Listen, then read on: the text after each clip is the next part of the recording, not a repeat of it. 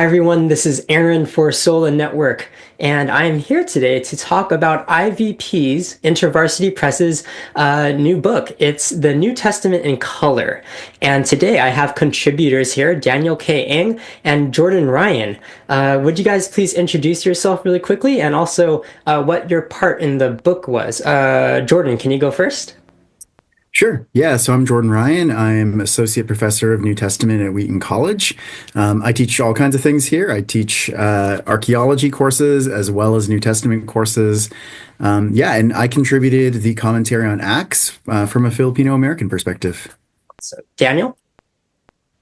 Hi, everyone. My name is Daniel. I teach New Testament and hermeneutics at Western Seminary in Portland, Oregon. I contributed the commentary on James, and I wrote from my Chinese American perspective. I'm really glad that I got the opportunity to speak with you guys. This book is massive. It's huge. So many contributors, and I'm proud to say that you guys were contributing for the Asian American perspective. What is your history exactly with Bible interpretation? And when did you exactly see the New Testament in color? Jordan, you can go first, and maybe you can talk about, yeah, what exactly how you see the New Testament in color.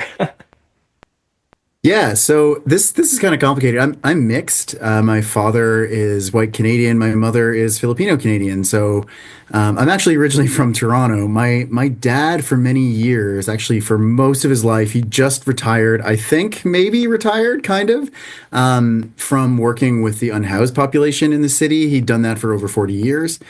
And my experience with biblical interpretation really started growing up in a church that he had founded for unhoused people. And what that meant was a lot of the interpretation and kind of Bible studies that those folks were doing in that community was already kind of really grounded in their own contexts and their own world. They were looking at, they'd read the Gospels and they'd see all the things that Jesus has to say about the poor and understand that in some way that was for them and it was about them.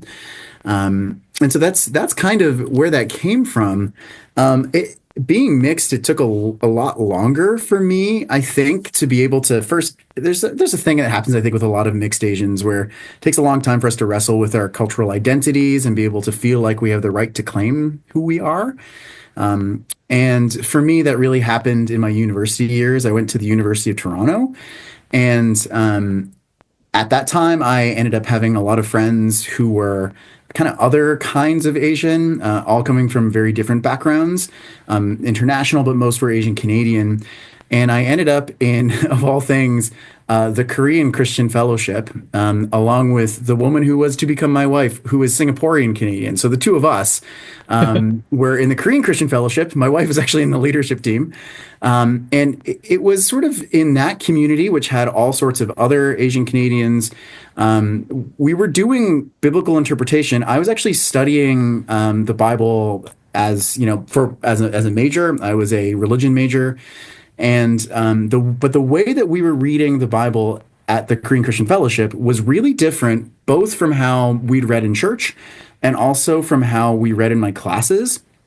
And I realized a lot of it had to do with the fact that we were reading out of like grappling with our identities, things that now I kind of recognize as being that betwixt and between stuff that a lot of us experience, not being Canadian enough, not being Asian enough, and sort of applying things to the world around us. So I think that was really the first time. It was when I was about 19 years old and in Korean Christian Fellowship.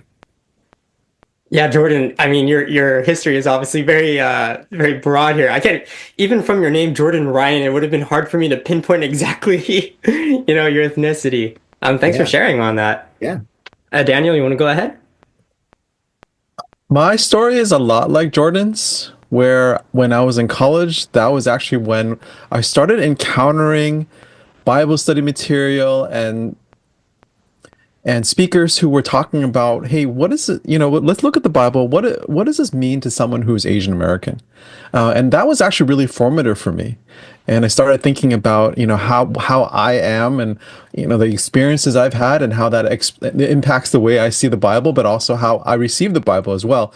And so when I went to seminary, I took a class on the Asian American Church and with Ben Shin, who is not a stranger to the SOLA network. I also ended up later on doing a doctorate in Asian American ministry. I have a DMin in Asian American ministry, and we talked a lot about these things where, what does it mean to be Asian, and what does it mean to be Asian American? What are the experiences that come with that? And then how does that impact the way we see the Bible, but also the way that we receive the Bible in messages? And so this comes out of a lot of that thinking, and I've been thinking more and more about this as a Bible scholar now.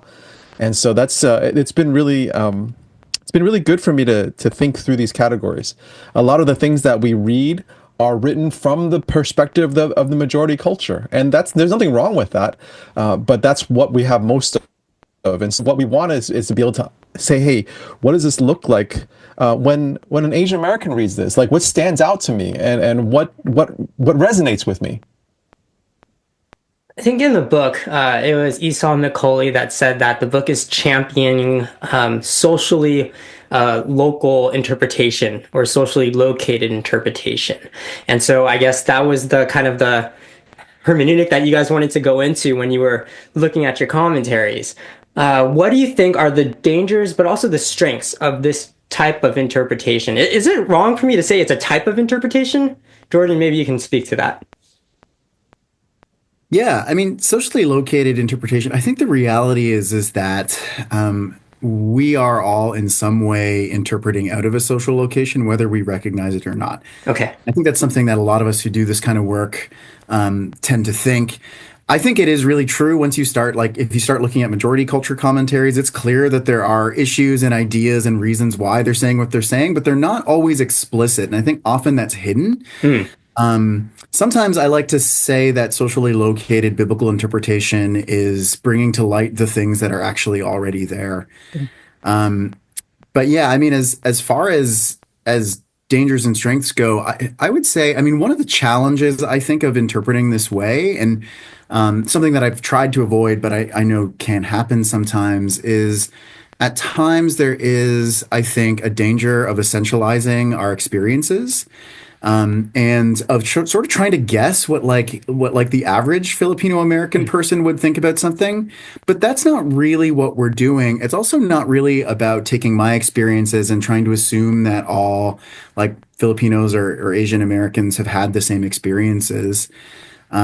I think that that's a real danger. So what I actually try to do to curb that a little bit is rely on a lot of ethnography, cultural anthropology and sociology about Filipino Americans, Filipino American studies and things like that. And I hope that that just helps a little bit to check me and, some place and balances on my opinions about my own community. I think the strength is that it really speaks. It brings to light voices that haven't been heard. And, coming from my own community of Filipino Americans, we're the third largest Asian American community. We're also by far the most statistically Christian. And I would say I think we're the most underrepresented Asian American community in biblical studies. There's very, very few of us. And what that means, if you take all that into consideration, together, what it means is that somebody else is doing biblical interpretation for us, and someone else is even doing like Asian American biblical interpretation for us. It's always coming from someone else. And so the strength for this is that, I'm able to actually speak to things that are specific to our community and approach issues biblically, things that I think really matter to my people. And understand how we can speak to them biblically and in a way that's really grounded in faith and in practice. So yeah, I think that's probably my take on it. Go ahead, Daniel. Daniel D. Lee wrote a book called Doing Asian American Theology. And in the beginning of the book, he actually gives a really good illustration for what we're talking about. And his hobby is backpacking. And he talks about how when you have a compass, when you're backpacking, the compass points to magnetic north. It's actually not pointing to true north. And he says, all of us, wherever we're standing, we have a magnetic north. Just like wherever you're standing on the globe, there's a magnetic north. And so our magnetic north that's kind of inside of us because of our experiences brings us farther or closer or farther away to true north. And so in the same way, the Bible a biblical text has one meaning. It's what the author intended. And the lenses by which we see things can bring us farther away, can bring us closer to that one meaning. And so you were asking about strengths and weaknesses. That's both a strength and a weakness. I mean, for better or for worse. The way that we see the world, the experiences that we have, our culture, things like that, brings us closer or farther away. And so I think that we need to be aware of those things as we move along. Lee talks about the declination, which is what a backpacker needs. He needs to know the difference between magnetic and true north. And so for us, we need to know that we need to know ourselves, and we need to know what might bring us closer to a biblical text or farther away. I think that for both of you guys were able to bring a lot of yourself to the interpretation. But then, Jordan, like you said, you don't want to speak on behalf of every single Filipino American. And so I want to ask you, was it difficult to flesh out your interpretations for this book? Was it hard for you to put into words exactly? And then also, were there any standout passages where you were like, yes, this is very clearly like I can speak to this? Yeah, so this was like an interesting challenge for me in a lot of ways because, okay, so here's the thing. There isn't really a robust academic tradition of Filipino American biblical interpretation that sort of predates the stuff that I've published about it. There's a really strong tradition of biblical interpretation in the Philippines. So the Asia Bible Commentary series, like half of those books are written by Filipinos. But the thing is that the things that they're dealing with in the Philippines are just like, frankly, they're different. Widespread poverty, for example, is a massive issue in the Philippines. They're living in still like a post-colonial, like literally post-colonial nation. The U.S. is just a totally different context. And so what it meant was that I had to really think about what it actually meant to read the Bible as a Filipino American, and not just sort of for myself, but like for and from my community. And what that meant is I had to learn the history of my people in order to do this. And that comes out in the introduction to my commentary in particular. There's a lot about our history, why we are the way we are, why our community is maybe a little bit different from some Asian American communities. And the result, I think, was that once I really understood our history, once I understood some of the sociology and ethnography of our church communities, and also the other piece of it was I actually stopped going to the church I was going to for other reasons. I was going to kind of a broadly Asian American church, and my wife and I, for completely different reasons, ended up attending a Filipino American church in the city. And all of a sudden, like, we were reading the Bible together with the people that I was writing kind of for and from, and things just started to make sense. So as a result, like, I think that the commentary, once I started writing it, once I got beyond like, what does it mean to write in this way? It all came together, and it was actually the most freeing experience I've ever had. I felt like for the first time I was reading things in the way, like in my own skin, that I was reading the Bible for who God made me to be. Like, Acts came to life. Acts is actually not a book that I chose. They asked me to write it, and I was a little bit reticent to do it. I've never written on Acts. It's long. Paul, like, I'm a Jesus guy. I read on the Gospels. Paul's a whole other thing.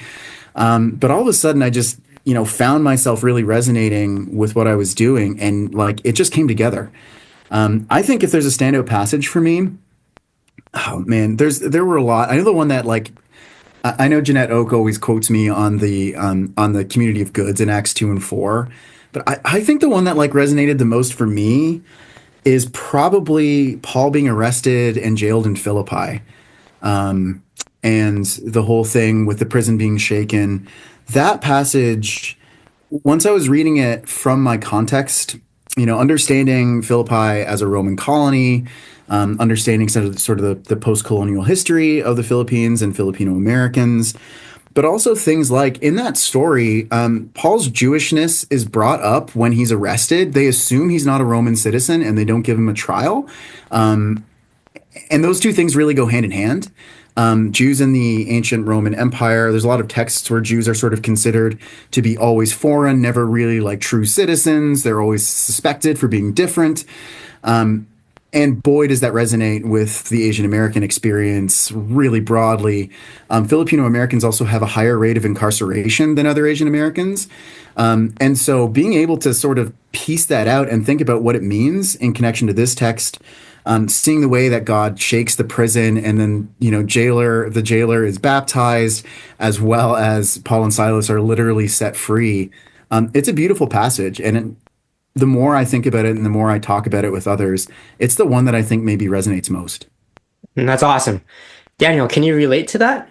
Oh, I can definitely relate. It was a really meaningful experience for me to write this commentary.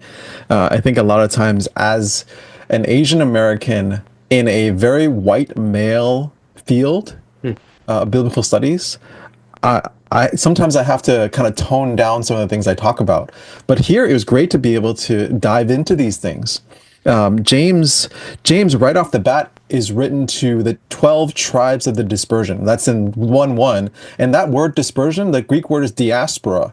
And diaspora is talking about people who are living outside their ancestral homeland. And I'm like thinking, wow, that's me. I'm living outside my ancestral homeland. And what that comes with are things like racism, marginalization, just feeling like, hey, I don't belong here. And so I could talk about that all day. What else stood out to me? The passage in chapter 2 when these two men walk into the synagogue. There's two men, a rich man and a poor man. And James talks about, why do you pay attention and treat the rich man nicely? And that's all about reciprocity, because the reason why people want to treat the rich man nicely is because they think he's going to do something nice for him in the future.